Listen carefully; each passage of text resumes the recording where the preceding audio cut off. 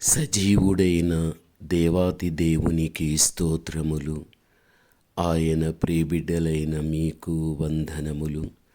2025 December 5వ తారీఖు ఏర్పరచబడిన దైవవాక్యం కీర్తన 105:18 వచనం. వారు సంకెళ్ళ చేత అతని కాళ్ళు నొప్పించిరి, ఇనుము అతని ప్రాణమును బాధించెను. ఈ వాక్యాన్ని బట్టి మనము చూడగలిగినట్లయితే ఇది యోసేపును గురించి చెప్పబడినటువంటి మాట. యాకోబు యొక్క కుమారుల సంఖ్య 12. 11వ స్థానములో యోసేపు జన్మించగలిగాడు. అనగా అతనికి 10 మంది అన్నయ్యలు ఉండిరి. బెన్యామీను అను తమ్ముడు కూడా ఉండగలిగాడు. ఈ 12 మంది కుమారులలో యోసేపు మాత్రం కష్ట నష్టములు మరియు శ్రమల మార్గము గుండా నడవగలిగాడు. అయితే యోసేపు యొక్క జీవితాన్ని మనము చూడగలిగినట్లయితే దేవుడు యోసేపును పుటము వేసి స్వర్ణము వలె కనబడునట్లు చేయగలిగాడు. ఆ అనుభవముల గుండా నడిపించి తుదకు ఐగుప్తి దేశమందు ఉన్నత స్థాయికి దేవుడతన్ని తీసుకుని వెళ్ళగలిగాడు.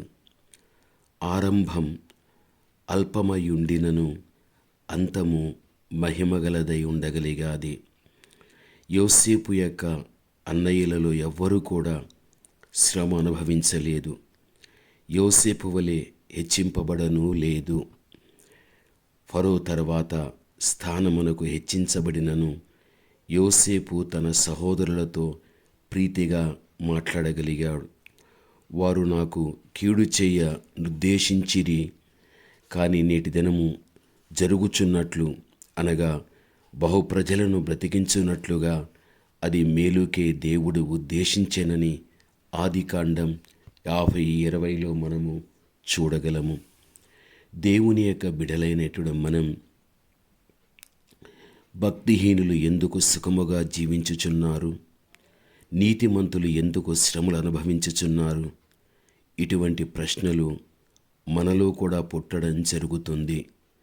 యోసేపును జ్ఞాపకము చేసుకోగలిగితే, దావీదు యొక్క జీవితాన్ని ధ్యానించగలిగితే, ప్రభువునందు ప్రియమైనటువంటి వాళ్ళారా, క్రీస్తు స్వరూపములోనికి మనము తప్పనిసరిగా మార్చబడగలుగుతాము.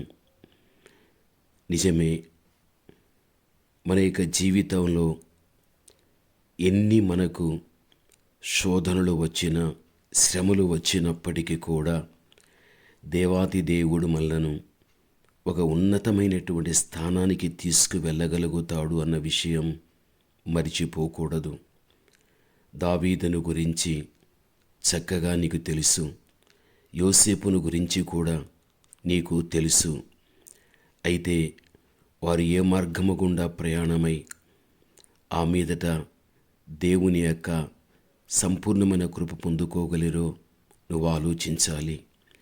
ఈరోజు దేవుని కుమారుడుగా, దేవుని కుమార్తెగా నీ శ్రమలు, నీ శోధనలు ఎన్ని సంవత్సరములవై ఉన్నప్పటికీ కూడా ఒక రోజున దేవుని యొక్క సంపూర్ణమైన కృప నీ పట్ల ఉంటున్నదని, నీవు ఒక రోజున నీ ఊహించని స్థాయిలో దేవుడు నిన్ను స్థిరపరచగలుగుతాడని విశ్వాసాన్ని నీవు ఉంచు వ్యక్తిగా ఉండాలి.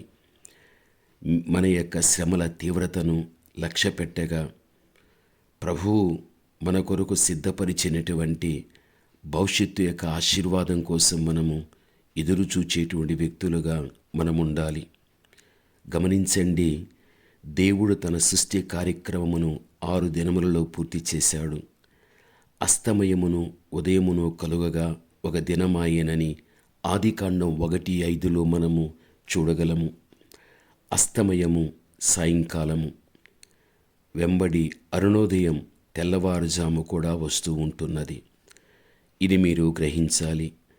ఆయన కోపం నిమిషమాత్రముండును, ఆయన దయ ఆయుష్కాలమంతయు నిలుచును.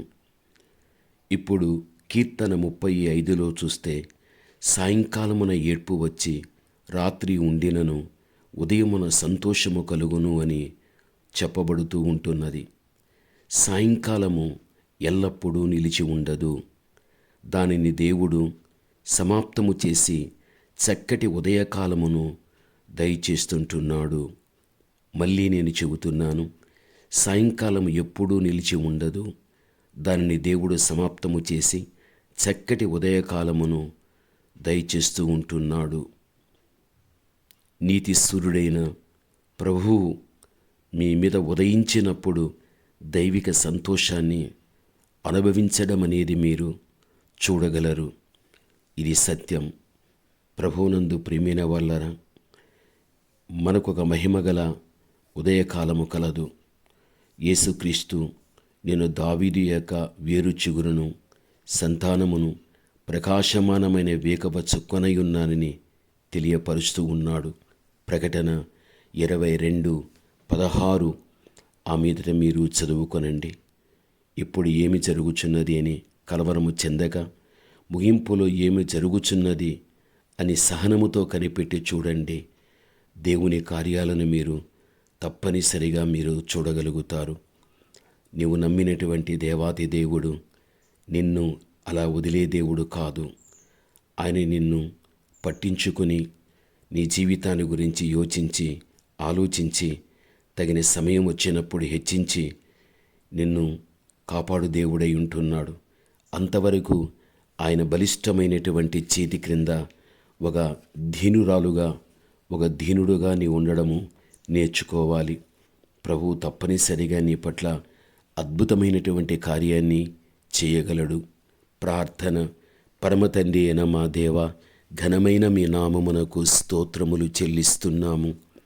దేవా తండ్రి, మీరు కృప మా ఎడల చూపునంత వరకు తండ్రి, మా జీవిత విధానంలో మేము ముందుకు సాగటానికి తండ్రి మీ కృప మాకెంతో సహాయపడుచున్నది నాయన. మీ బిడ్డలు తండ్రి మీ మాటలు వినిచూ ఉంటున్నారు. ప్రతి ఒక్క బిడ్డ విషయంలో కూడా తండ్రి ఎన్నో నా తండ్రి అద్భుతమైనటువంటి నా తండ్రి కార్యాలు నేటి వరకు చేయగలిగితే ఇంకనూ తండ్రి ప్రభువా మీ బిడలలో మీరు చేయగలుగుతారు.